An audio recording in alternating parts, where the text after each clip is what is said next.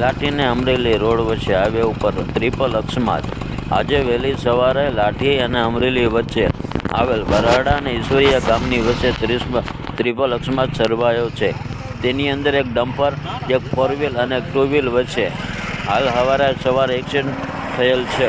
આની અંદર કોઈ જાનહાનિ છે તેની કોઈ સ્પષ્ટ માહિતી મળેલ નથી। ગુજરાતી સત્ય ઘટના ન્યૂઝ, લાઠી।